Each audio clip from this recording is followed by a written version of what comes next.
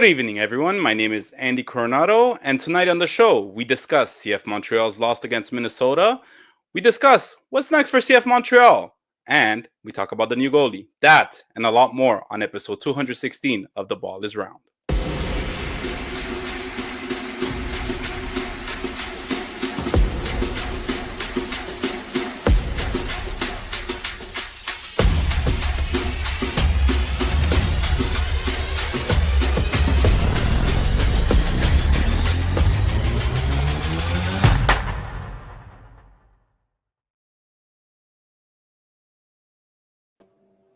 Hello, John. How you doing? Hello, Andy, everyone. how I'm you joined. doing? I'm doing good, man. I'm joined by my good friend Jon Still here from TSN 90. How you doing today, man? I'm well. Would have liked to have called a better soccer game last night, but hey, what are you gonna do? I'm doing well. How you doing?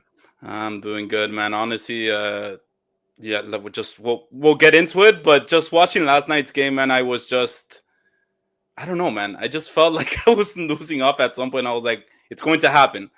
It's going to happen. It's going to happen. And then it never happened. So it was it was a kind of a tough one to watch. But you know what? Let's go ahead and dig right into it. Okay. We're gonna start with the starting lineup. Give me one quick second. Oh, geez, guys, I'm really new at this, so I apologize if I'm a little bit behind on this. But anyway, CF Montreal played their second game on the road at freezing Minnesota and lost by a score of 1-0 on a very weird goal where they were down 10 men temporarily. John, before we break it down position by position, what were your immediate thoughts after the game? My immediate thoughts were kind of the exact opposite of what you just described about saying it's gonna happen, it's gonna happen, it's gonna happen. I was thinking it's not gonna happen, it's not gonna happen, it's not gonna happen, and in the end, every once in a while I am correct, and we'll get into it with the conditions and everything, but all in all, Minnesota wanted it more than Montreal yesterday, and it was going to be an ugly, crappy goal that was probably going to end up going in, and that's exactly what happened. And we'll dive right into it, but I think there's a reason why fans should be relatively upset, and I also think at the same time you can kind of understand how this all happened last night. Absolutely. Just a little side note. So, what did you think of the New Jerseys? I don't know if you spotted it, the original New Jerseys, they're calling it. What'd you think of Yeah. them? I like him. I saw him Yeah. on media day. I know that some people were chirping about Inter Milan or something like that. And you know what? In fairness, just getting a jersey on time is nice at this point of view. If you're one of the CF Montreal fans, so being able to get a kit on time is preferable to what we've seen over the last couple of years. But I like it. I am not against it whatsoever. I think when you have black and blue, it's hard to get it wrong, don't you? Yeah, absolutely. I mean, you're bringing up some bad memories. I don't know why you had to do that, John, but yeah, absolutely. It's good to have it on time. But yeah, man, they look nice. I like them. Black and Mm-hmm. blue, like okay. I was like, all right, I like what I'm seeing here. But look, let's get started. We're gonna go ahead and show the starting lineup from yesterday. At the top, we have Caden Clark and Prince Owosu. At the 10, we have Bryce Duke, which is weird right here, John. I'm just going to say right here at the top because we haven't seen that 1 and 2 with Caden Clark. I found it hard to believe when I was seeing it because I was like, Caden Clark seems to be playing really high up top. Again, we'll break it down little by little, but that was just something that stood out to me when I first saw the lineup.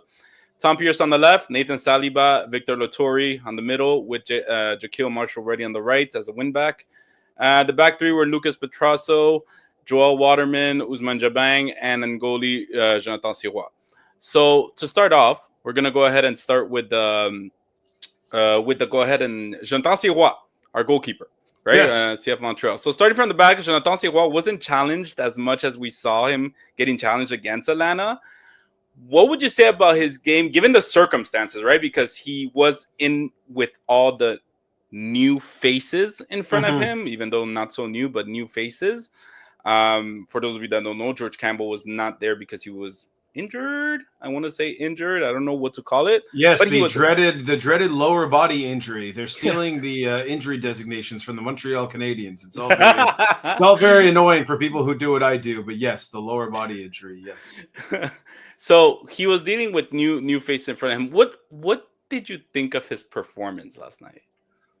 Jonathan Siwa, he made the saves he had to make. I mean, there wasn't really a whole heck of a lot that I think was negative from him. And, as much as I like Jonathan Siwa, not only as a person, but as a leader on the team, he didn't drop the ball on a cross like he did against Atlanta that ended up basically costing them 2 points. And so, for him, and especially we'll get into the new goalkeeper coming in, someone who can actually challenge him, unlike Sebastian Breza.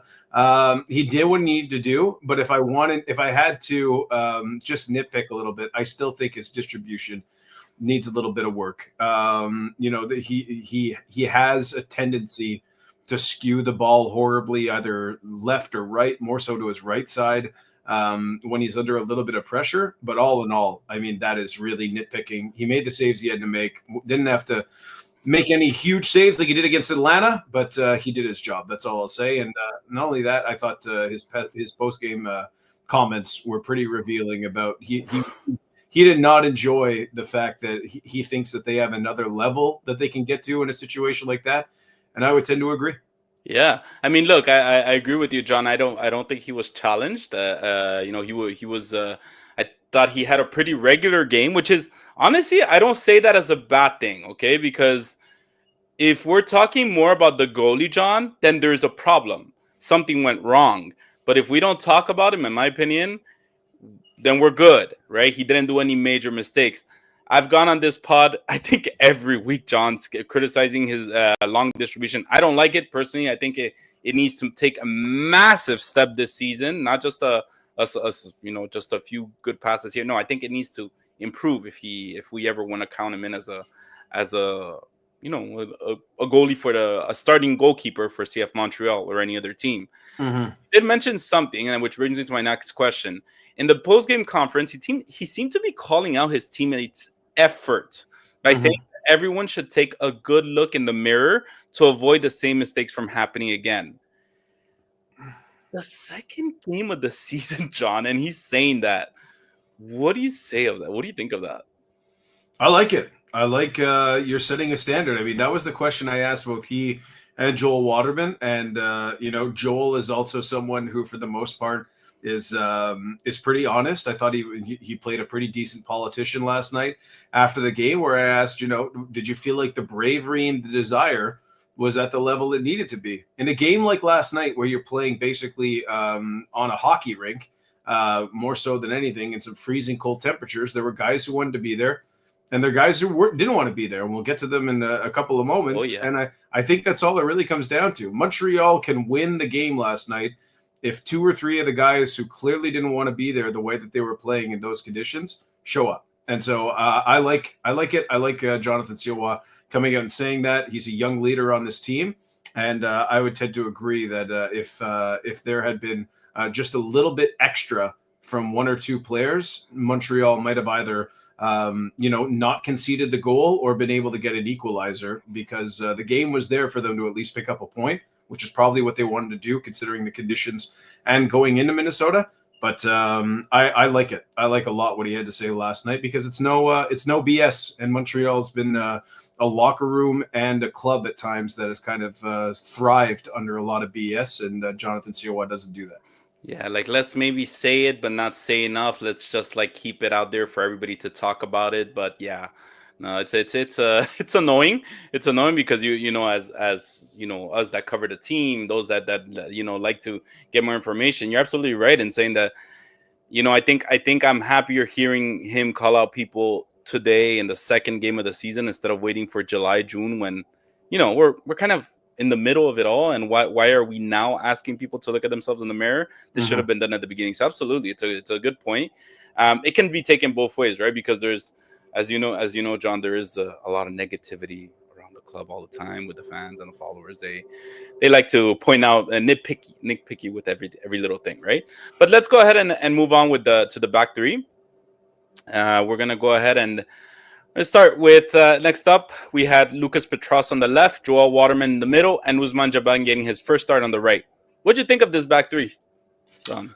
When I first got the lineup about an hour before kickoff, I was thinking, oh boy, especially for a team that struggles so much on set pieces. I'm just not convinced by Luca Petrasso. He had a good first game against Atlanta, and tip of the hat to him. He played far better than I thought he was going to. But my first thought was that's a very thin, that's a very short, and that's a very inexperienced back line. I think that they did better than I would have expected. I really thought that, especially with the way that Yeboah and Oluwaseyi can really trouble them, I thought that they played better, honestly, than I thought they were going to. But at the same time, you could tell when Minnesota pressed them higher up the pitch and made it one-on-one, they ran out of ideas. They didn't have the confidence to be able to beat guys one-on-one or play 1-2s with the fullbacks. Or it was just pass the ball back to Jonathan Sirois, have him try and smash the ball 40, 50 yards ahead, and then we'll regroup from there. So the building out from the back from them was a real problem. With everything we're going to say today, the conditions were disastrous. So yep. I get it. But all in all, defensively, I thought they did okay. But in terms of trying to build up, I thought they really struggled. Yeah, absolutely. And I agree with you. I mean, it seemed like they were doing the small things correctly sometimes, even though there were kind of missed passes. Even Joel Waterman did a big gaffe that led to an opportunity. But the conditions, I mean, they did it a few times, John, in the post-game press conference where they said, like, look, guys, we don't want to blame the conditions because both teams had to deal with it, but the conditions sucked. And it's like, yeah, get it, but it's also, probably a lot of nerves with Jabanga. And I actually did. I know I shared a few comments here from CF Montreal Goat saying Petrasso was pretty good last game. I thought Jabang was worse. And Patrick White saying Petrasso is horrible. He cannot start again, and he's a left back and not a center back. I mean, how we feel 2 games in? How we feeling about Petrasso? Because personally, me, I really liked what he did yesterday. There's something different in his game where he is quicker, he's fast, he's quick to react to going back in the ball. He saved us a few times yesterday. Does he convince you that he's a center back, that you want him for the rest of the season in that position? Or would you rather see someone say a real center back like Jalen Neal or a Fernando Alvarez, who is like, what is your take on Petrasso's game and his development? Okay, so first of all, I have 2 biases when it comes to Luka. Is number one, any center back who's under 5'10", unless you're Javier Mascherano or Carlos Puyol or one of the greats, it is just not something for me that I like personally. Physicality is such a big part of playing at the back. The other part is, no disrespect to Luka, he's a TFC outcast. Like, he couldn't even get into the starting 11 for Toronto FC the last year and a half or so, and now he's starting as your starting left center back. I mean, for me, even if Fernando Alvarez was going to have not a great camp, and that's what I've heard from multiple people, is that if I didn't get the chance to go down to Florida, but the camp was not particularly good for Fernando, but he's got to be able to play that position, which is his own, better than someone being converted to it very late in his MLS career, who's just hanging on by a thread with his MLS career. I don't understand what's going on there. We got a couple comments from it last night during our post-game show about why Alvarez is not starting, considering I thought Alvarez, Waterman, and Campbell last year towards the end, so good. Joseph Martinez obviously scored all those goals, and Clark and Duke were able to set him up, but they were the backbone of being able to actually get into the playoffs. And so, even if, I'll put it like this, if Fernando Alvarez had one leg, I'd probably still put Fernando Alvarez out there instead of Petrasso, but that's just me. So I don't really get it. It's nothing to kind of slander him, but from what I've seen and from what I like about Alvarez, a ball playing, big, athletic center back, I just don't understand why Petrasso is being used in that spot, especially in a game like last night where Tom Pierce really struggled. Where I'm thinking if Luka comes on and plays at the left wing back, maybe they're able to get a little bit more joy there. But I don't get this experiment of playing him as a center back whatsoever. Laurent Courtois was asked yesterday in the post game press conference, right, John? He was asked, why are we doing this? Why do you keep benching Alvarez? I completely agree with you that I saw Alvarez. I saw him in Marie Victorin, and I saw Petrasso, and I was like, there is no way. They're like two different levels. Laurent Courtois defined it as, no, it's just that Petrasso gives us that extra level that Alvarez doesn't have. But Alvarez is really good, though. He says, yeah, I mean, look. Is really. I didn't understand that explanation at all. He basically, for anyone who didn't see it, Laurent said, they've tweaked things at the back, and they want someone to be more individualistic, someone who can, carry the ball themselves because there's not as much support as there would be. I mean, if you watch that game yesterday, Luka, whenever he was cut down that left side, he panicked. He just panicked and would send the ball long, hoping that Owusu would get onto it, that Clark would get onto it, that Pierce was making a run. It was very rarely accurate. So I don't know if, I'll take Laurent at his word that that's the adjustment that they've made. But for that to be a reason after a game like that, why Petrasso would play ahead of Alvarez, I was like, well, I mean, I feel like we weren't watching the same game because Luka just could not deal with any kind of pressure from Oluwaseyi from the midfield of Minnesota. He just panicked and either sent it long down the left side or he sent it back to Jonathan Sirois. So, and again, he played well against Atlanta. So I don't want it to be, I'm crapping all over Luka Petrasso 2 games into the season, but personally, I just don't like this experiment. I think it makes very little sense. I like it. And actually, it's funny because the way, as you mentioned, the way Laurent Courtois mentioned it was we tweak something to give more accountability to the individual. So that's, and so they're saying, so what we're saying here is that Fernando Alvarez is not really responding well to it. It's kind of a questionable answer where I'm like, you're throwing somebody under the bus, but not really, just saying that he's almost. Anyways, I didn't really get it. We had Samuel Savi that said Petrasso is listed at 5'11", and he's not been horrible without being good. Alvarez on his weaker foot would have done better than Jabang on his good side.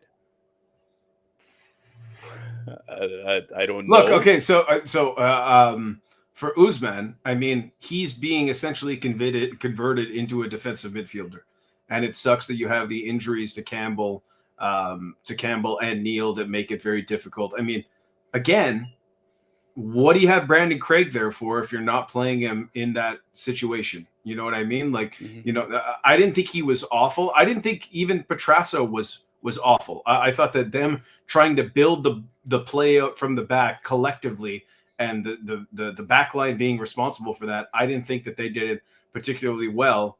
Yeah. But Usman had some really nervy moments early on in that game. He settled down maybe about 10, 15 minutes in. But what do you have Brandon Craig there for if you're not going to play him in a situation like that? I don't really understand it. If you want Usman to play as a 6 or an 8, you have Samuel Piette out in that game. Why not have him come on as a substitute later in that position you're trying to put him in? So I didn't think he was great. I didn't think he was awful. I thought he was a little bit better than Petrasso. But all in all, there's not really much that you could say positively from the back three. Offensively last night, defensively, they were okay. They were fine. And they didn't let too many big chances get in on Jonathan Sirois.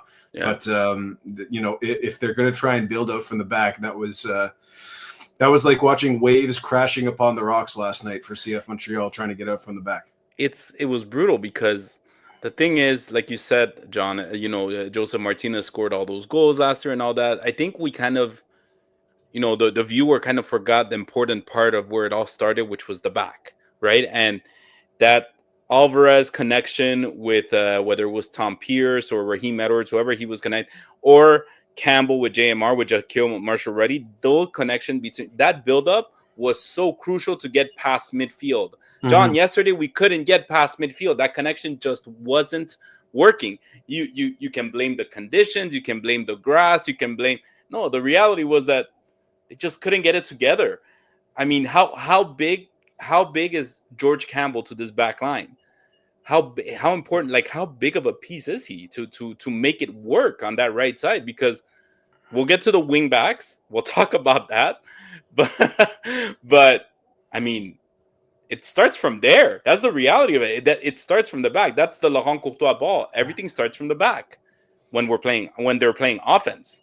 We're not talking Well, about defense. We're playing the yeah. offense, right? Well, I mean, George has been fantastic, and credit to him. I would be shocked if this is not his last year in Montreal. I mean, if you're a team and you're looking at a 6'3" athletic right-sided playing center back, and you're either in Europe or somewhere else in MLS, you want that. You want George Campbell. So I would be shocked if we see more George. I think that's really the reason why they bring a guy like Jalen Neal in as kind of the next one to maybe play in that position along the back line. But, we'll get to the wing backs. And, for Usman and Luka, I just want to be very, very clear. I think the problem is the guys playing further ahead of them on the left and the right. That was the enormous problem last night. And it took Joel trying to send, 50 yard. I mean, Grant Needham on the broadcast was calling them Hollywood balls to like Prince Owusu, just praying that it happens to land to Prince, who didn't have a good game either. Like, the way that they had to try and bypass midfield and bypass any kind of buildup, they didn't play well. But I do think that the real problems were Tom Pierce and Jaquil Marshall-Ruddy on the left and the right, who were just, they wanted to be back in Florida within the first 5 minutes of the game. and Tom Pierce has said that that's his weather. He said it in past. He's like, "Oh, this is my kind of weather. I love it." So yesterday I think was. It's from Liverpool. Liverpool is not -10, but it certainly ain't Florida. Okay, he said it, man. He said it. Okay, so moving on. We're gonna move on to the midfield. Okay, now in the midfield we're also going to talk about the wing backs, but let's start with we had Nathan Saliba and Victor Loturi that replaced Samuel Pietro. Again, lower body injury. No clue if that's 6 months, that's 2 days. No clue what it is. I'm going to ask you a question that almost, I think, deserves an immediate answer. Is this experiment worth it to do it again? Oh, man. I think so. Okay. I really do think so. Loturi was the best player. He was the best for CF Montreal yesterday, in my opinion. I mean, the way that he kept the ball. Now, again, if I'm making a team, I don't want a very wiry, thin, not particularly pacey midfielder to play in, though, especially when you're playing two in midfield. Like, that's a lot of ground to cover. That's a lot of responsibility. But he did everything that was asked of him, filling in as kind of that joiner in between the fullback, the wing backs, and the center backs. He was very tidy, very clean with the ball. One of the very few players who seemed to have a lot more passing accuracy than anyone else on the pitch. But I mean, I'll turn this over to you as someone who's really who's been watching this team, and to some of the listeners out there and some of the viewers to The Ball Is Round. Why in a game like last night are you not playing three in midfield? Why is there never any adjustment to that from this coaching staff? I understand why, and I never got any confirmation for this, but when Vasily and Olivier were here, I always felt like that was essentially a mandate from the people who are building the team, that this is the way, this is the roster that we play, this is the way that we play, and we're varying between two attacking midfielders or two strikers, and that's all the variation we're going to do. But in a game like last night where they were just getting outnumbered in midfield, and, again, the wing backs were so brutal yesterday, why are you not bringing an extra player into midfield to help Loturi and Saliba make those adjustments later on, or dropping a Bryce Duke further deep, or Caden Clark a little bit further deep? But for Loturi, I thought he was good. I thought he did better than I thought he was going to do. And Nathan Saliba just hasn't really, I think, got going so far this season. You could tell, I'm trying to remember exactly what moment it was, but it was on one of the late corners where there's the ball just drops to him at the top of the box. It's on his favored right foot. It sets up for him to hit it on the half volley or the full volley. And he takes an extra touch, tries to wrap his left foot around it like he did essentially against Colorado last year, and he's leaning back, and it goes like 6 stories up, and you're thinking for a team that had very little chances offensively yesterday, you got to just put your foot through it, and he's not playing instinctively right now. So Laturi, very good. Nathan Saliba was decent enough, but all in all, I think the midfielders did what they could. But I do think that some adjustments from the coaching staff would have been better in a situation like that. You know what? I completely disagree with you, John. I don't agree with Laturi having a good game, but I'll say why. I'll say why though. I'll say why. Because and I speak from the fans' perspective, right? That I think we've gotten so much of Sam Piet style of play, Sam Piet, the way he handles that part of the field, that I believe we kind of got spoiled. And the moment he disappears, you get another midfielder that does the job decently, like you said, does well, but it's not Samuel Piet. And Samuel Piet, I think, has been placed in a position where he needs to do more than just his defensive duties. And that also allowed Nathan Saliba to kind of explore that another phase of his game, another phase of where he could be a little bit more risky, because you got Sam behind you. Sam, Sam's got you, but it's not the same. It's not the same level of trust with Victor Laturi. And I was disappointed in the game. I thought he got beat out, but again, it could be nerves. It could be the weather. It could be maybe he's still learning the system. We don't know. But the way I felt it was that the fans got so used to it, because we get Sam Piet every week. I think even during those 3 days of rest, you get Sam Piet. And maybe now at this point is becoming game management, but also in the Atlanta game. I don't know if you saw him when he got out, John, but he was tired. He was exhausted in that Atlanta game. He's the one who, I don't want to blame the entire Mascaro winner on Sam Piet, but he gets beaten down the right side. He doesn't foul, and basically it's a long diagonal, and it's 1v1. George Campbell could have done better.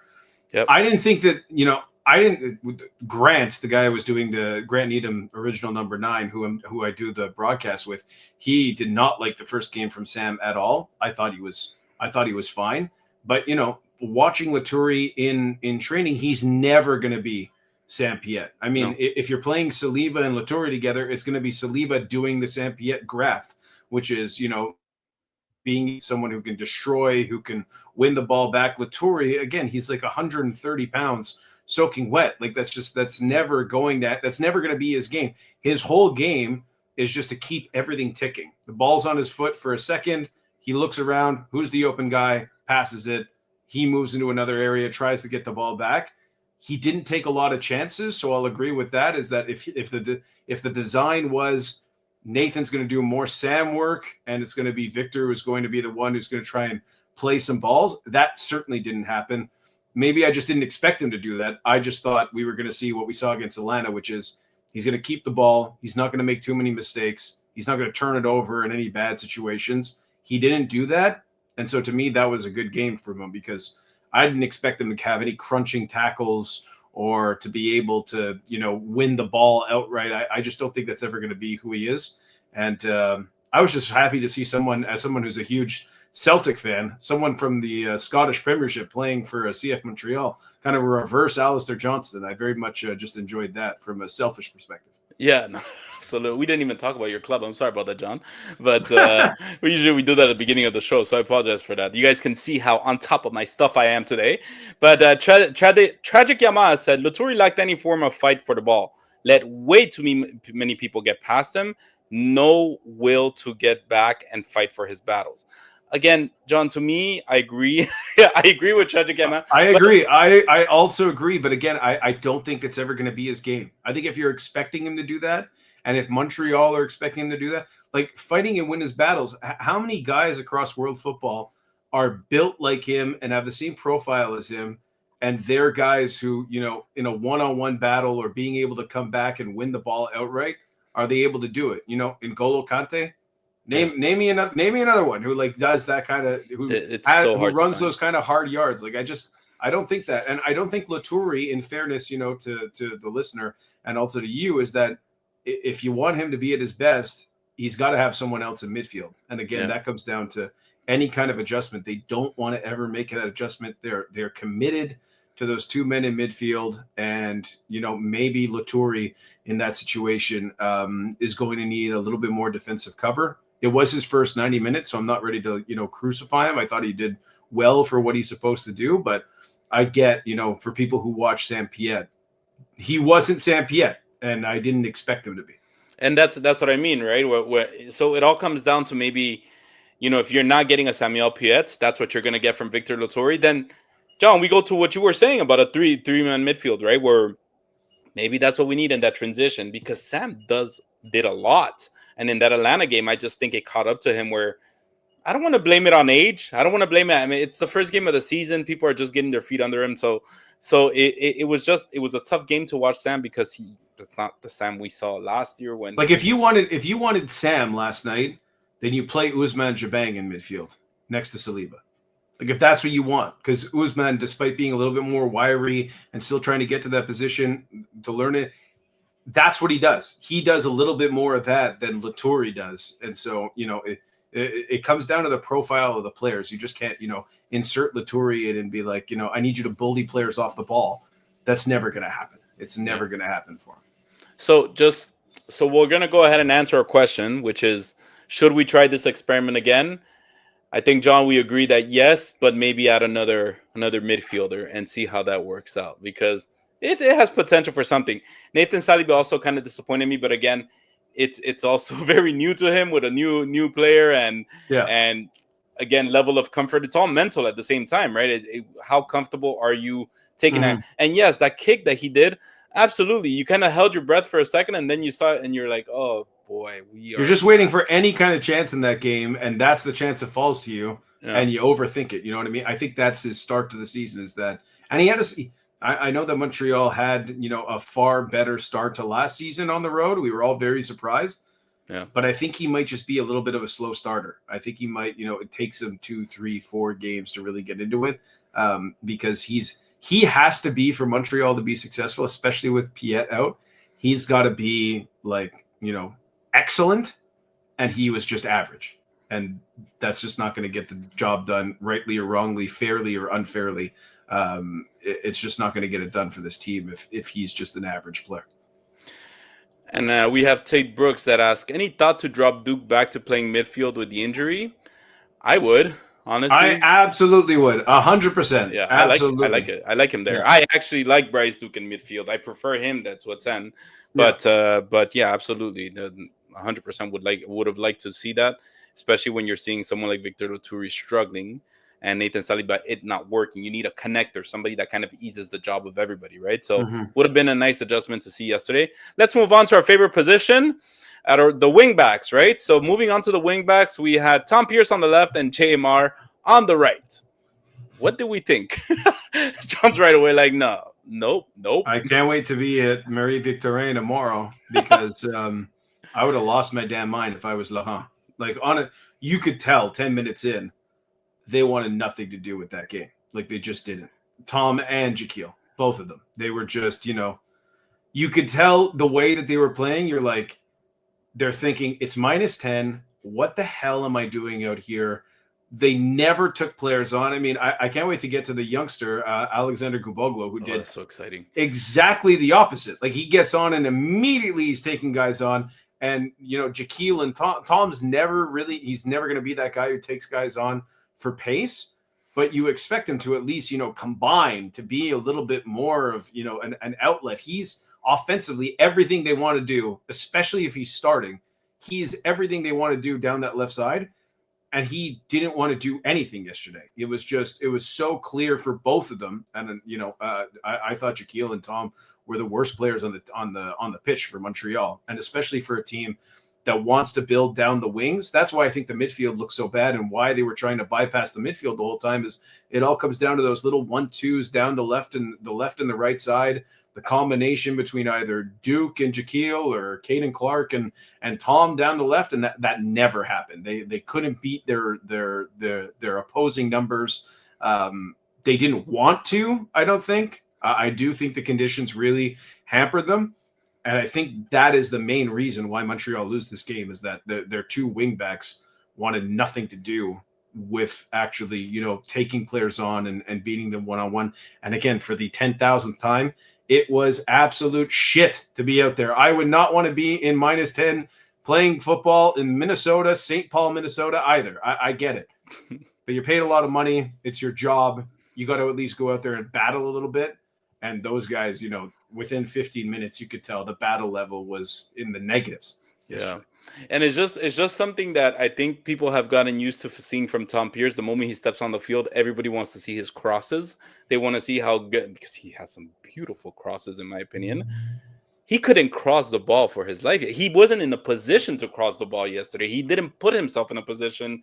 They couldn't get like I said earlier, they couldn't get the ball past midfield to even have the decent chance to give Prince Owusu a chance, or anything, or anybody in the front three a chance. So yeah, I don't know if it was the willingness of not wanting to be there, but it just, when you have a Tom Pierce on the field that isn't crossing the ball for you, John, then what is he doing out there? Right.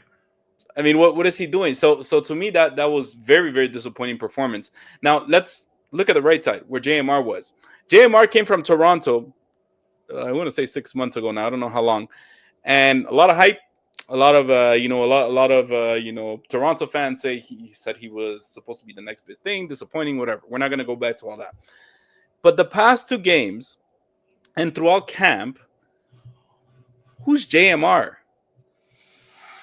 It's a great question. I still don't think you know that whatsoever, and I think that some Toronto fans would probably be saying the same thing.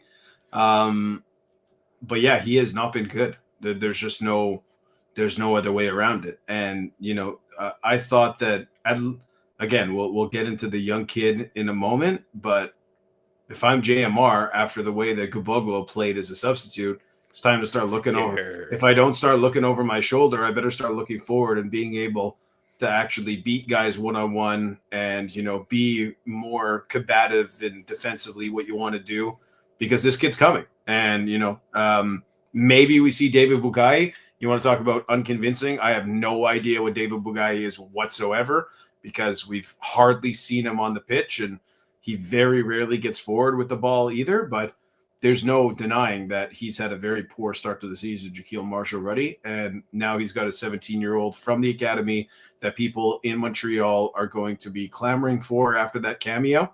And so, that's life in the NFL. Let's get going here. If you're Jaquil Marshall-Rutty, is that if you want to keep that place in the starting 11, there's a young, hungry player right behind you who's trying to snatch that away from you. Absolutely, and that's what I also thought, right? Like, because David Bugai, he was also similar time. I believe it was the similar time as JMR that he got, and you're getting taken out of the lineup by a 17-year-old academy kid.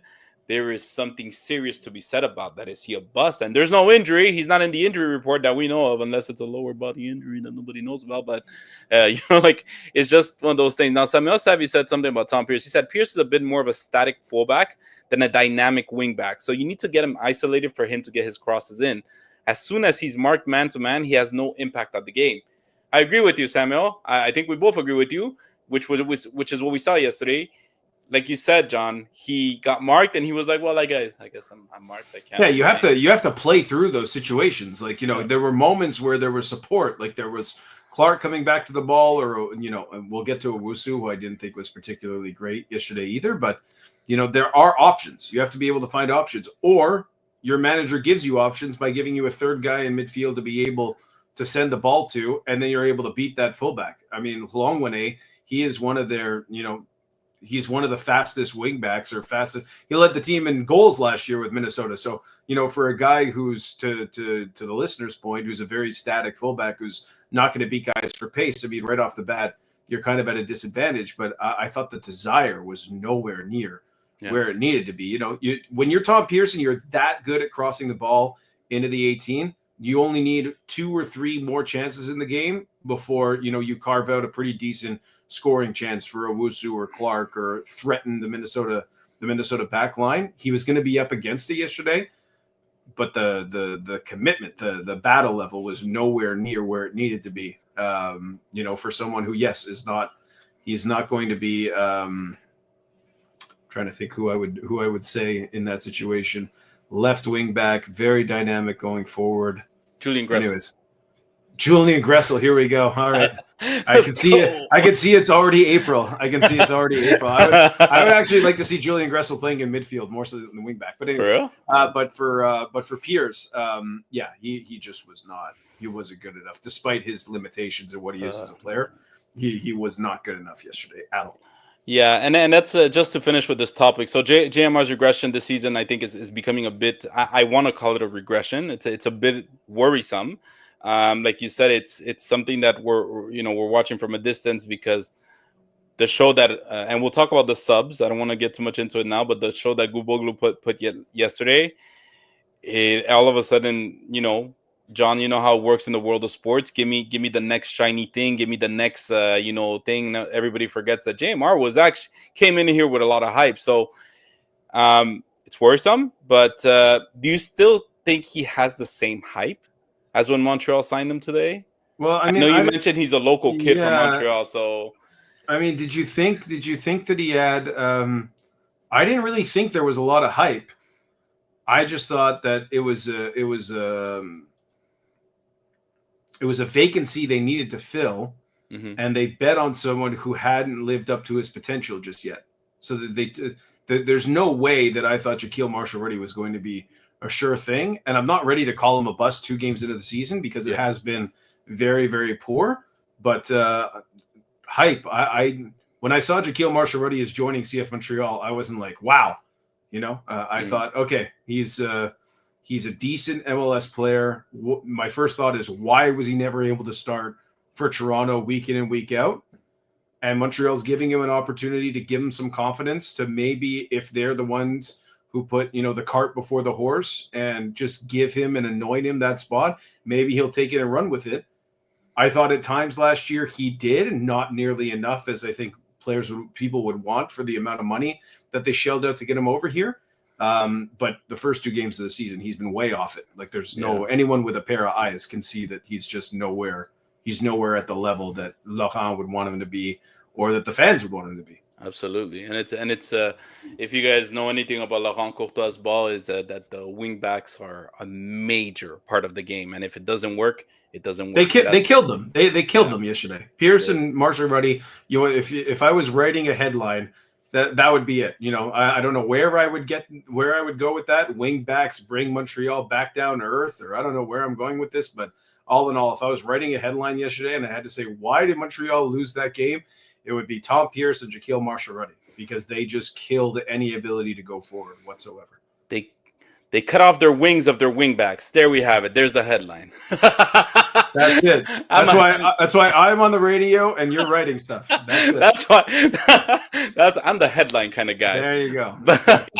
All right, so we're gonna move on to the front three. This is Laurent Courtois speaks a lot about his front three. So let's talk about the front three with Bryce Duke, Caden Clark, and Prince Owusu.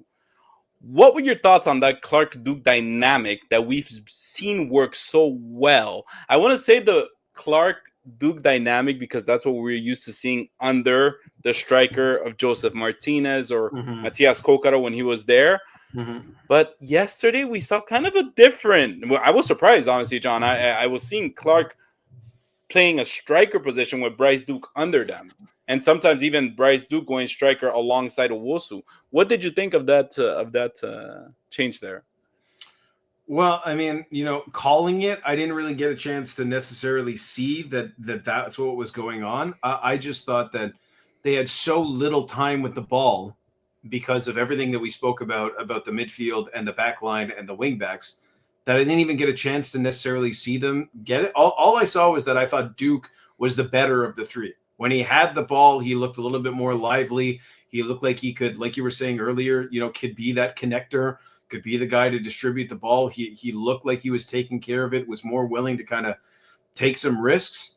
Clark and Owusu, were largely invisible to me. I didn't see them do a whole heck of a lot. And I expected Caden Clark to go back into Minnesota with his 2 middle fingers up to the team and the fan base that essentially, gave up on him, his hometown. And I'm not gonna put it on him because I think that the problems were made behind him.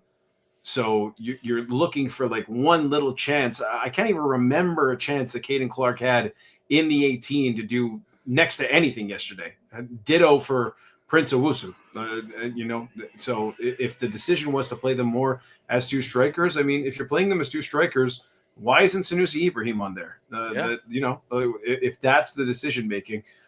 And right away, the thing that I hate, and this can go back to before I was even doing play-by-play, and was just covering the team.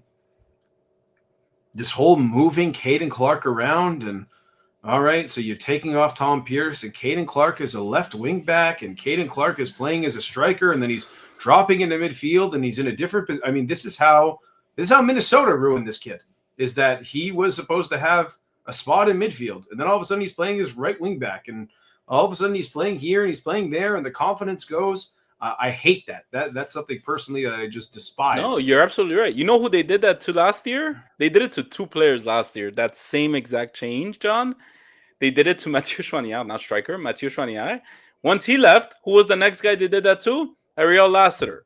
What happened to Ariel Lassiter? Because Ariel Lassiter started 10, he started 9, he went wing back, he went wherever what happened to him? He's shipped off. There's a lot of questions to be asked about him being moved around. And yes, you're absolutely right, John, in mentioning, because it's not expectations from you and I as viewers. Where he said this in the press conference pregame. He said, I have a chip in my shoulder. I even planned out a celebration. I mean, he sounded like a kid that was hungry to just tear it up and score 4 goals. That's what he sounded. He never got the ball. He never got the ball in good position. So, like, I'm not here to, even Owusu, who I thought was very poor yesterday when they were trying to send the ball along to him, he really struggled to kind of hold up the ball at all. His fight, like, was in the same level for me as Marshall Ruddy and Pierce. Is that Boxall and Duggan and Harvey, they were just owning him whenever they tried to get the ball over the top to him. But why are they sending the ball over the top to Prince Owusu when you saw in that game against Atlanta that he was so good at, having that hold up back to goal, playing it to someone, and then running off and turning that defender and being able to do that? Like, I thought just the way that they kind of ran out of ideas and they panicked and sent the ball along to Owusu to try and, save us, essentially. It didn't work. And, that means that Clark and Duke looked invisible. They looked like they didn't do a whole heck of a lot. And again, like, Halongwane, who is just, is one of the fastest players in Major League Soccer. You have Tom Pierce up next to him. I haven't seen a lot of Dante Seeley. I know that Dante Seeley is very fast, and I know that he's on the bench. And so if you're trying to beat guys one-on-one and get to the byline and cross the ball in or cut it back to Clark or Duke arriving in the box, I mean, that makes way more sense than, putting someone else on, Jules-Anthony Vilsain, who's never going to play that role, and putting Caden Clark as a left wing back. I mean, usually Laurent gets those changes pretty right. Honestly, I've liked what he's done in the second halves. I actually think he should do what he's done a lot in the second halves during a lot of the first halves of the game. Yeah. But the adjustments he made yesterday were nowhere near good enough. I mean, I don't know if the cold got to his head and to Donadell's head and Sauvry's head and everybody else on the bench. But, it was a rare time where he didn't get it right. And there's just a lot of, looking back on it and saying, man, for what the game was, which was trying to be very direct. You heard Jonathan Siwa in the post game. It was take players on, be direct, because the ball is a rock and you're not going to be able to do some of the things that you want. And you saw the dry pitch and the way that the ball was just kind of bouncing, and it's set up for someone to make a mistake. They never did anything to provoke any of those mistakes from Minnesota. They just tried sending the ball along to Prince, hoping that he can knock it down to someone. And then, if you're playing those hope balls in the end, I don't think that the results are going to favor you more so than not. And I think that's what happened last night, especially with those front three. Exactly. And you mentioned something very interesting. The Tom Pierce, we're going back to wingbacks. I don't want to go more into it, but, because we're talking about Caden Clark that was put as a wingback towards the end of the game. Leave him up there. Why are we putting him there? Why don't you? Isn't it a perfect game to try out Dante Seeley, who we haven't seen at all this year? Exactly. It's not working with Tom Pierce, so try something. Anyways, like you said, as the title of this pod says, CF Montreal freezed up in Minnesota, including from the coaching staff all the way to the players. So Yeah, I mean, it was just very, very surprising. Um, 3 total shots in the whole game. 3 total shots, John, all game. Yeah, none on goal. Not one on target. Like, you're playing 90 minutes of football and you don't get a shot on target. I mean, you got to be asking a lot of questions. And, I saw Roberto on the chat saying, I know how bad of a team we have. I think Montreal and what they did in the offseason, I really like a lot of what they did. I'm so interested to see what happens when Vrioni and Neil are out there and they're finally able to get back at home and all those things. But the way they approach the game, not against Atlanta, the way they approach the game against Atlanta, it was individual errors that basically sabotaged them that game. But the structure of the team that they put out there and the lack of bravery on the ball yesterday, in my opinion, is the reason why you lose against Minnesota. Is, in a game like that, Boxall and Duggan and Harvey and everybody else in midfield are just waiting to have the ball skew off them in a negative way, or they leave the ball short when they're playing it back to their goalkeeper. You saw that happen for Montreal because the conditions were awful, and you did nothing to kind of help them make their own mistakes. You played very kind of passive, reactive football, and they weren't the aggressor at all. And in a game like that, you need to be aggressive. And that's the only way to provoke things. And that's a question that to me comes to mind. It was maybe we're missing the point. Maybe it was Minnesota, the defense that was actually really good yesterday, or was it that CF Montreal was missing some bravery? The only players I saw taking risks were Joel Waterman when he was trying to get it to Prince Owosu, and also Petrasso. That's at some points tried, like you said, some of them were just n'importe quoi. They weren't really good passes, but they were the only ones actually trying at least to create something in the front. But again, it begs the question: is it a Montreal thing, or was it that Minnesota played a very low, compact defense that, the moment that any of the midfielders saw a chance, they said, you know what, no, pass it back. No, it's again, it's Jaquil and it's Tom. Like that's why they lost that game yesterday.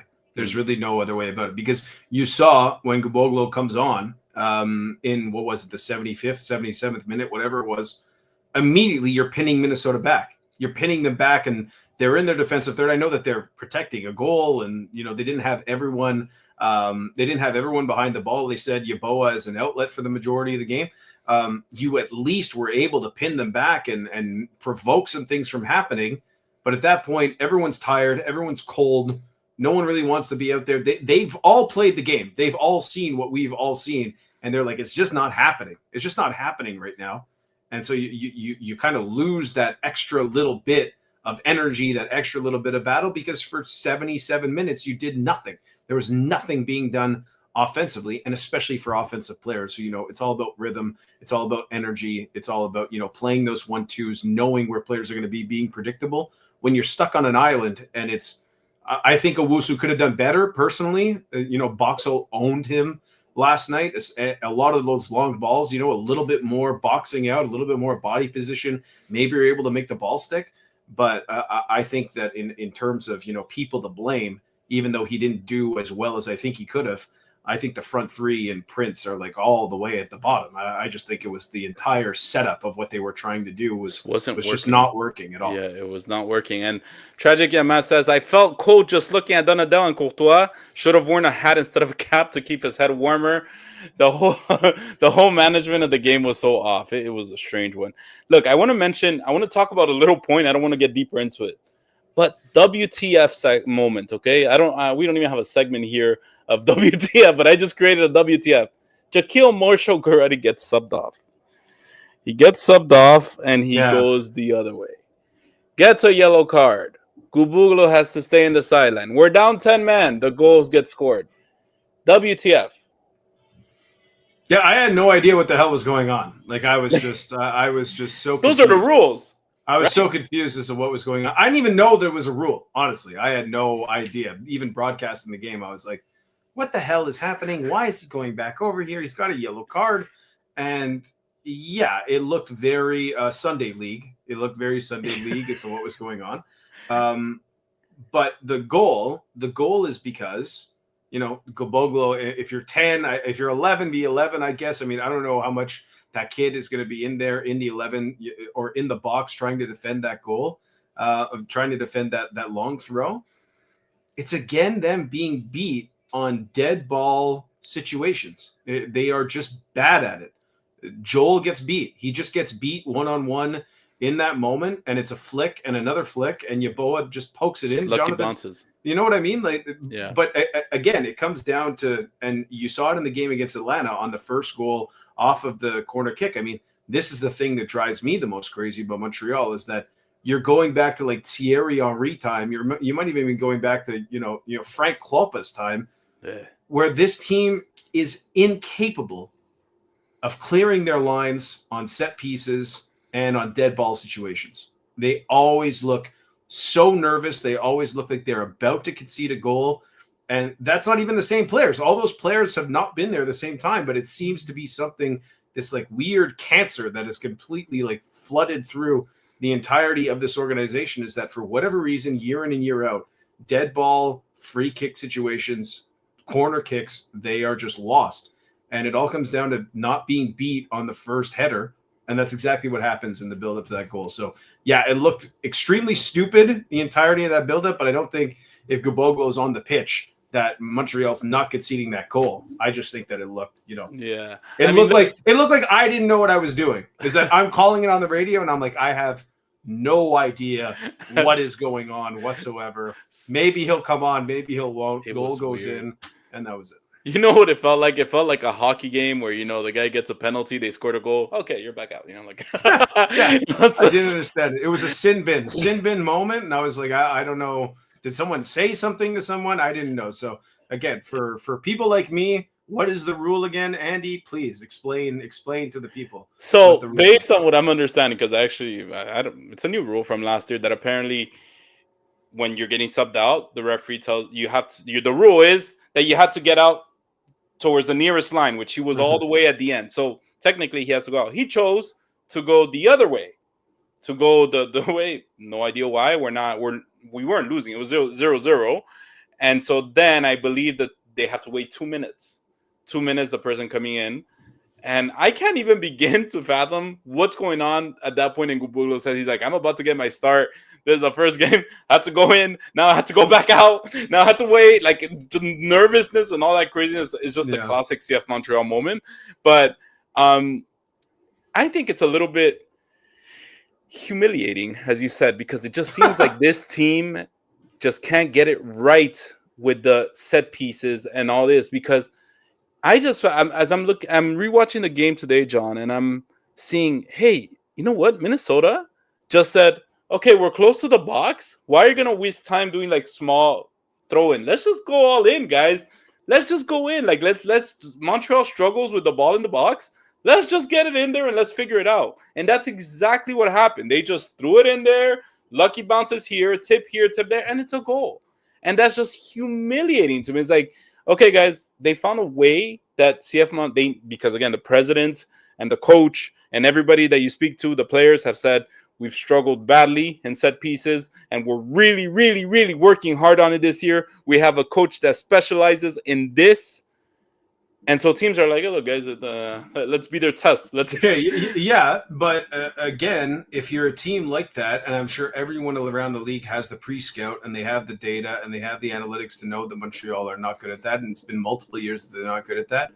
You see Petrasso, Jabang, and Waterman, and you see Latourie in midfield, and you're just like, yeah, put the big guys up. Like that it's just, what do you have? Joel's 6'2", 6'3".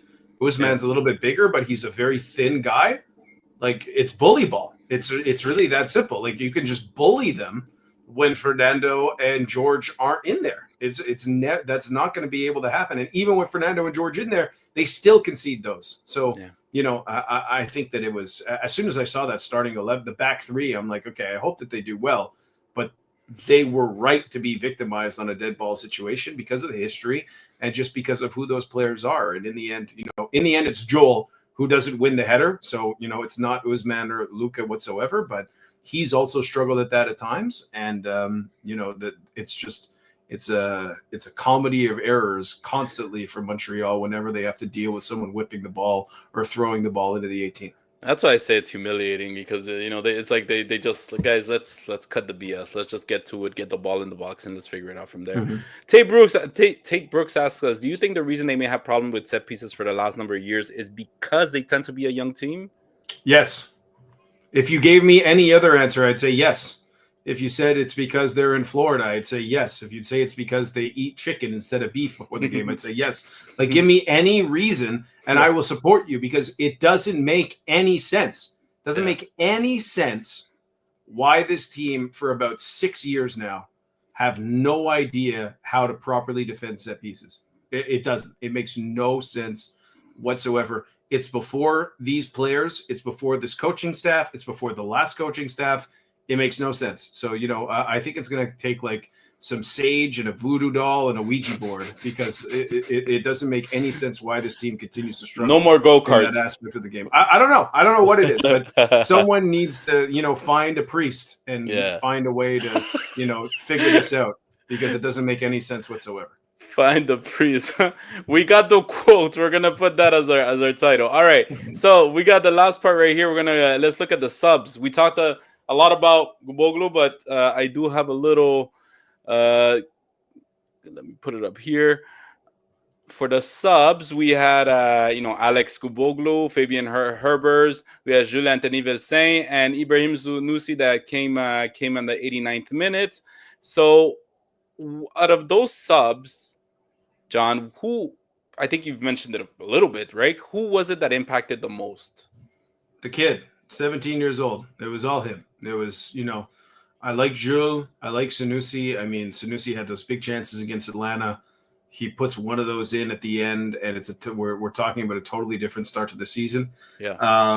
But Herbers, I mean, he looked okay. I didn't think he really influenced the game, but I thought that he found himself kind of in those connecting places where Montreal needed him, with the entirety of Minnesota, really compact deep in their own half. But what did it take? It took someone taking someone on 1v1. And his first touch of the match, he goes right at the left wing back for Minnesota. He basically bowls him over. It's a goal kick. It's a goal kick, but you're thinking, we haven't seen anyone do that for 80 minutes.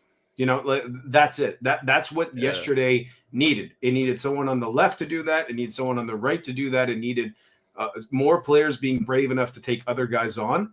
And the kid just came out there and he played with kind of that youthful enthusiasm. He was like, I'm just going to do whatever. I'm going to try and affect this game. And he jumped off the page. There's no doubt about that. And so, if I would have loved to have seen if he could have really set up a real quality chance, or, if he would have had a moment to put one on the head of Owusu, that would have been great. And, people in CF Montreal land would be calling for this kid to start games. But man, oh man, he did more in that 15-minute cameo than I've seen David Bugayi do his entire very brief CF Montreal career. And I think he gives Jaquil Marshall-Ruddy something to really sweat over. A run for his money. And absolutely, it almost felt like he was running with some naivete of like, hey, you know what? I've never done this before. What could possibly go wrong, right?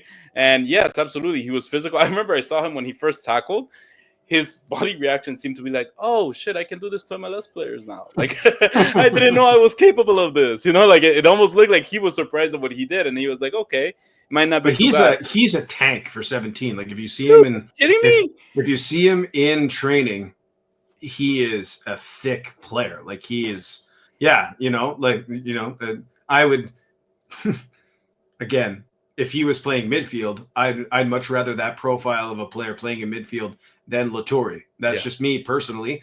But again, I think in a very physical league like MLS, you need someone like that. And he looked like just a monster yesterday at 17 years old. And, I hope to see him get some more MLS minutes. I hope to see him get some starts in the Canadian Championship, because this might be, the next guy to come up from the academy. We might get a little bit too ahead of ourselves with one cameo, but he just jumped off the page in such a way, because he was doing what 4 or 5 other people on the pitch should have been doing.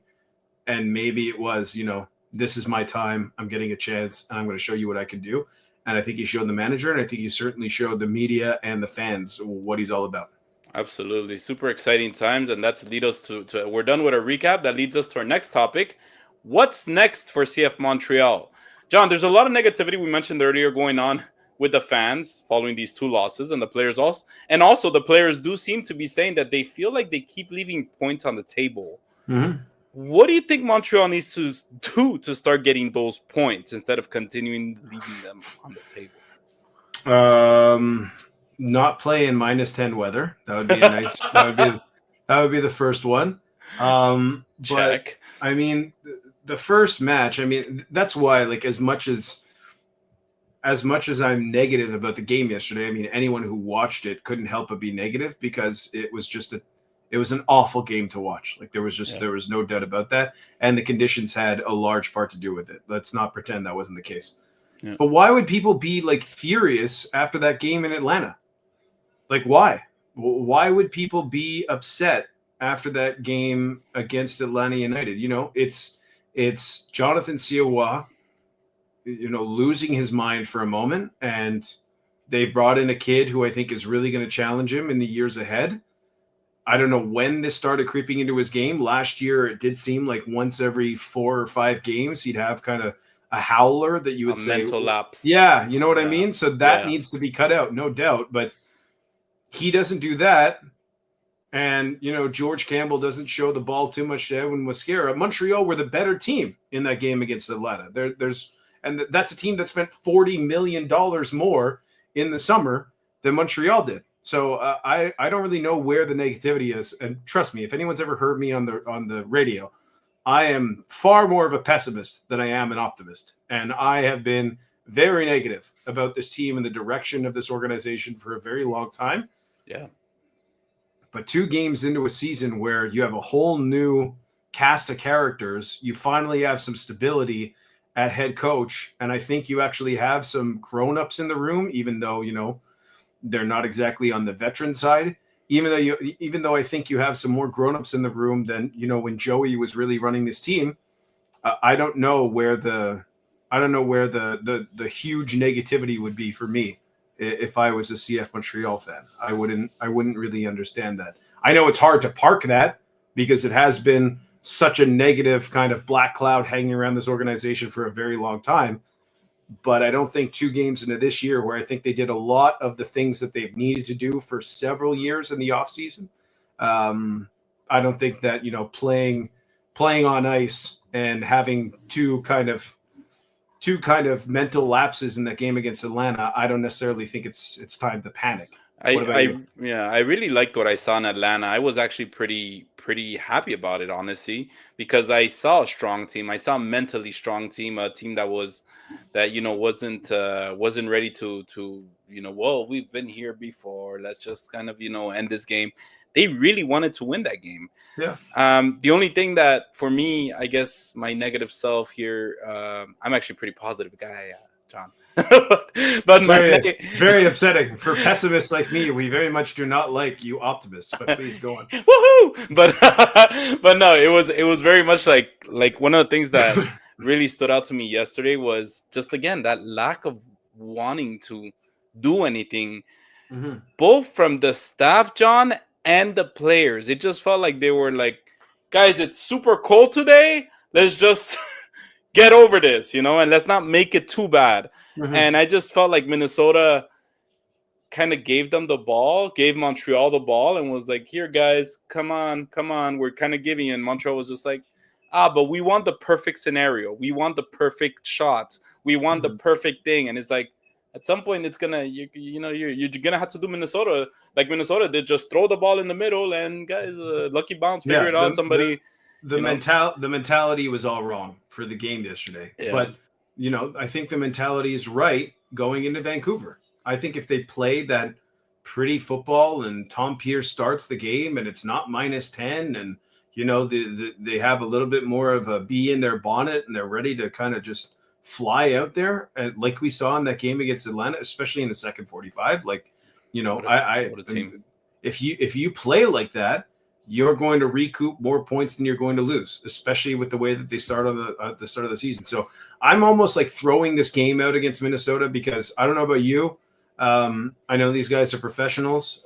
If I wouldn't even want to go out and like dig out my car in whatever that weather was yesterday. So never mind, me kicking a ball around and running for 100 minutes or how many other miles or kilometers that they ran yesterday. I would not want to have anything to do with that either.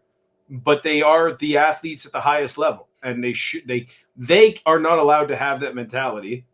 But for me, just as a regular person, I'm going out there to kick, a boulder in minus 10-degree weather. Like, I don't want to do that either. That sounds awful. So I almost kind of just want to throw this game out, even though I think that they let themselves down the way that they approached it. But if they play the way that they played against Atlanta, cutting out some of the bullshit that they had in the game at Mercedes-Benz Stadium against Vancouver, I think they come out with a point, and they might come out with 3. Yeah, I absolutely agree. Hey, John, I don't know if you saw the TV broadcast yesterday. I don't know if you got a chance, but some of the fans that they focused, you see them in the background, they have like they're eating, and I'm just like, I'm here at home, like in my warm, like in a shirt. I'm like, I was like applauding them. I was like, you Minnesota freaks. I don't know what the hell you guys are doing. Like, I saw some people with the tarps off, no shirts on, and I'm like, you guys are just animals. And I was making the joke on the broadcast, like, the Minnesota Vikings, who, if you've ever been to an NFL game, like in Buffalo, it can get really effing cold. Like, dude, it's bad. It's bad to go there. The Minnesota Vikings are like, no, we're not doing that. We're building a dome. No? We're building a dome. There's no way our players are playing like that. So, how Minnesota doesn't start the season in the same Montreal area code of 6-7 games on the road, I have no idea. But you know what's just above Minnesota? Manitoba. You know what's in Manitoba? Winnipeg. It gets to like minus 40, minus 50 degrees. So, like, the fact that they were playing outdoors was wild. And credit to those Minnesota United fans, because I would, if I were I would not, man. You'd have to give me free season ticket holder. No chance, no chance in hell would you catch me out there. And they were out there. They were making some noise. It was good to see. But I don't know how those mini fans did it. Credit to them. So just like one last question on this topic. So do you think this team is in a must-win now plan? Or let's figure it out so we can do better as the season goes on mentality. I know that's kind of long, but is it a must-win now, or let's be patient with ourselves, guys? We're still trying to figure it out. When the real stuff starts in June, July, that's when we really need to lock in. What do you think is that mentality right now? How do you feel? Well, look, like, Montreal have no designs on winning the MLS Cup. Like, everyone knows that. You're a CF Montreal fan. You'd like to see a club with more ambition. That's not who they are. At least at this point, maybe 5-10 years down the road, they get some really good things right. They sell a player who's somehow worth 40-50 million. I don't know. And then all of a sudden that resets everything. Where they are right now, they are happy to be a playoff team. Do you remember where CF Montreal were in August last year? Because I remember doing my first TV gig in that 5-0 loss to New England, where I was just like, this is the worst thing I've ever seen. And then they went and they ran off that run to get into the playoffs. So no, I don't think it's in must-win mode. Yeah. I think that after the game against Vancouver, I think that the pressure is going to be on. So if they go into Vancouver, they don't get any points. I think there is going to be, let's go here. You're 3 games into the season. I know you're away from home, but it's time to, pick this up. But to say that it's must-win mode in February, I think, or in March, excuse me, I think you're going to be in for a long season, because all it takes in Major League Soccer, you get hot for 6, 7, 8 games, and you're a playoff team. Change everything. That's all it takes. So no, I don't think it's in must-win mode just yet. Awesome. All right, so we're gonna get to our last topic of the day, the new goalkeeper. CF Montreal announced the signing of CPL goalkeeper. Let me go ahead and put this up of CPL goalkeeper of the year, Emil Gazdoff, on February 28th for with a contract of 2025 and 2026 with 2-year options. How important is this signing for CF Montreal, John, for you? How important? I think it's important that you have some kind of competition for Jonathan Siwa because Sebastian Breza just is not that.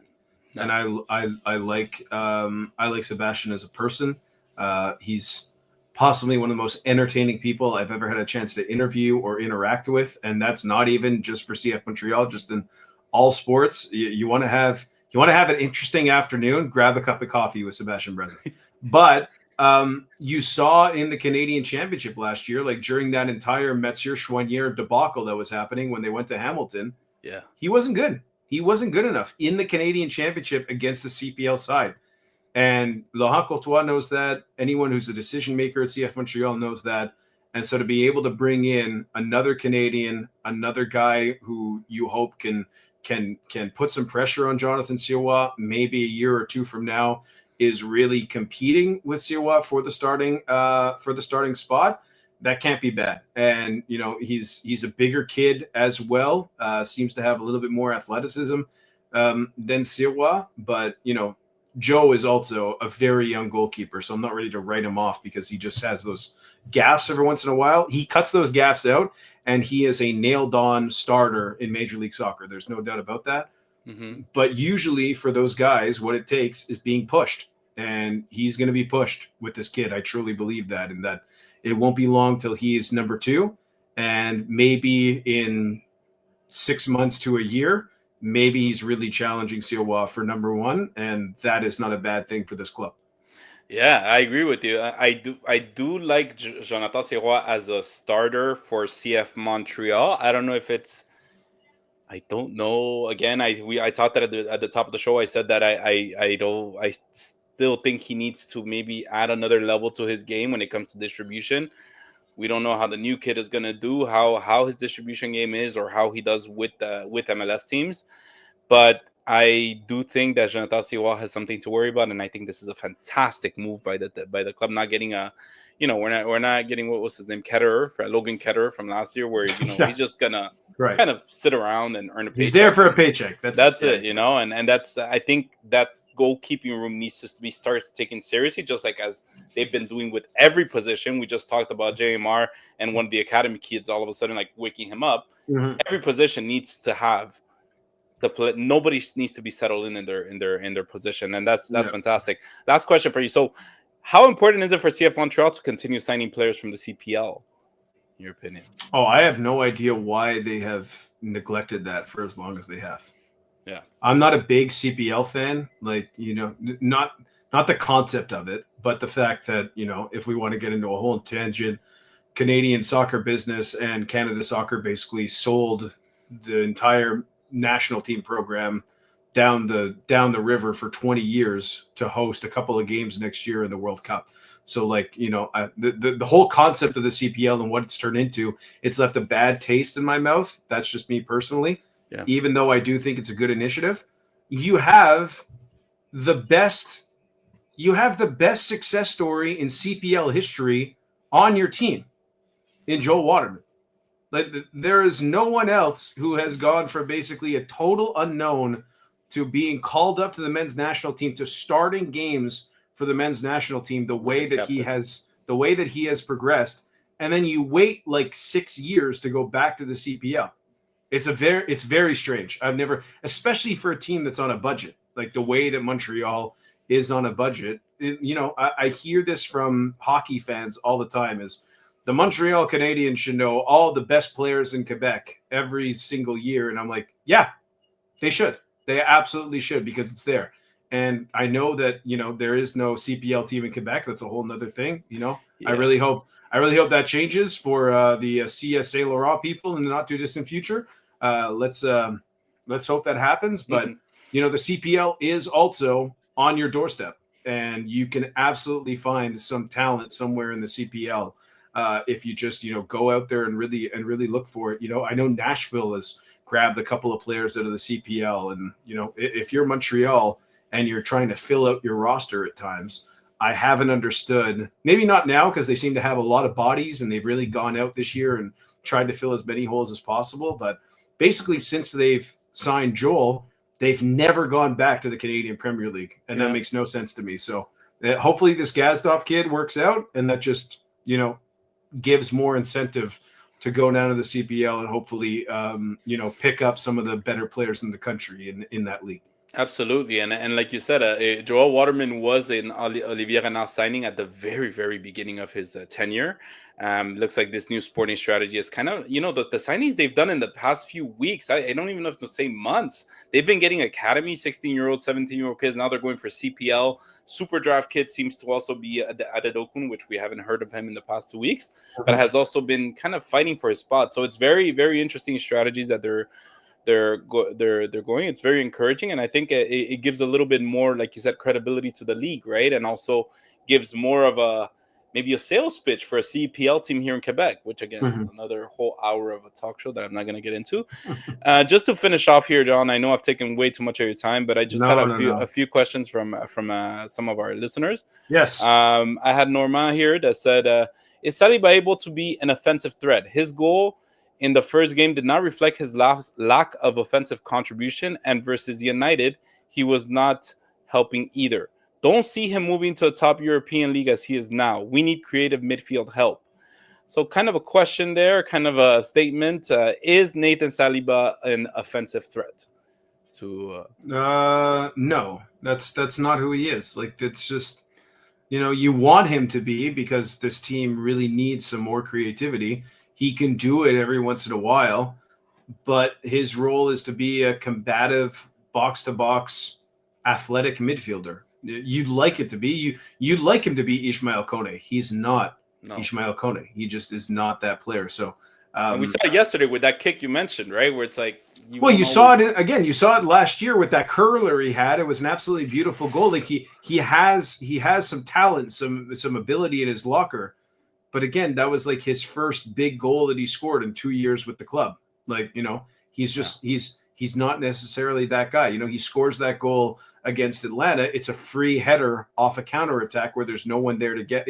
If you're expecting Nathan Saliba to, I think, pick guys out and play through balls into somebody else, I don't necessarily think he's that. But could he be a little bit more creative? Sure, but I don't think he's a particularly offensive-minded midfielder whenever he gets to Europe. I agree with you, man. I mean, we and that I think everybody, including the players, were pleasantly surprised to see him score a goal and to see him plays that position, that up in the field. Yeah. But when they interviewed him midweek, he said, "Well, the coaches told me to be there, so I went there. I went there and I was there and I scored a goal." So pretty straightforward, but it's not like an instinct. It's not. I don't think it's like an instinct for him to be like, I can score a goal here, right? So he does have the talent, but I don't know if that's gonna. Well, just look at how he's used with the national team. Like Jesse Marsh knows that when Saliba's on the pitch with Eustáquio and Kone, he's doing the dirty stuff. He's doing the graft, running the hard yards. That's what he's there for, because he's super athletic and he's confident on the ball and he rarely makes mistakes with the ball. But the reason why he's rarely making mistakes with the ball is he's not trying, a 60-yard diagonal from one side of the pitch to the other, because that's just not his game. Yeah, absolutely. I agree with you. We got another question here. Tay Brooks. John, I enjoy your play-by-play work.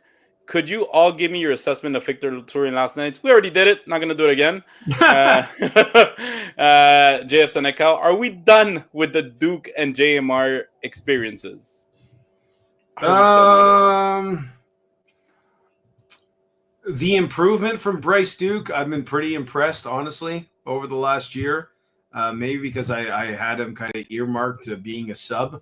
But I think it's too early to say that it's over for the experiences. But, in the same way, there's a club record signing who's in training, who's coming. And, if you're Bryce Duke, rinse and repeat what we just said about Jonathan Silva.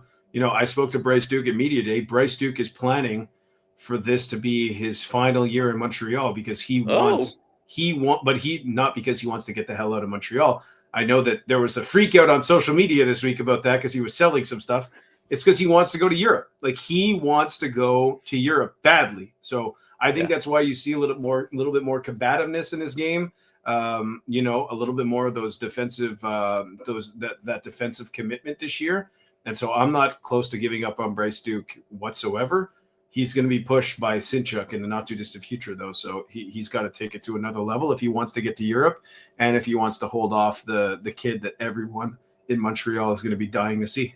Yeah, I agree. I like the Bryce Duke. I like the Bryce Duke when there's no pressure on him, because when he first stepped here in Montreal, everybody, including not everybody, not just the fans, the sporting direction at the time also said Bryce Duke is the next Georgi Mihailovic. We signed him to be the. So there was a lot of pressure placed on him. Unwanted, wanted, expected, I don't know, but there was a lot of pressure on him. You were also trading starting center back in Kamal Miller, and he was the guy you were getting back. Yeah. And so, like, you know, but to say that he is Mihailovic, like, you know, he's not. And there's nothing wrong with that. Who's closer to being Georgi Mihailovic, Caden Clark or Bryce Duke?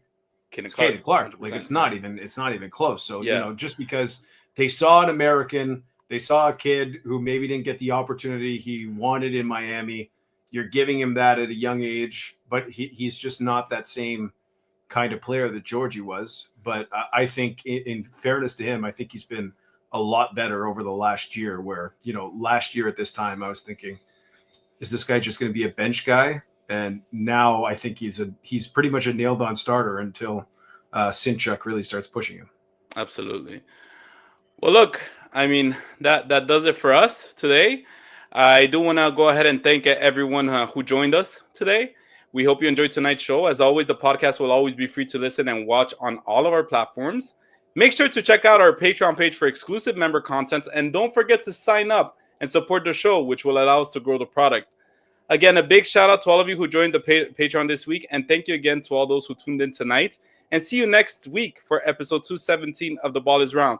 Now, John, thank you so much for being part of this. It was a pleasure having you. Thank you, guys. Andy. And we'll see you next week.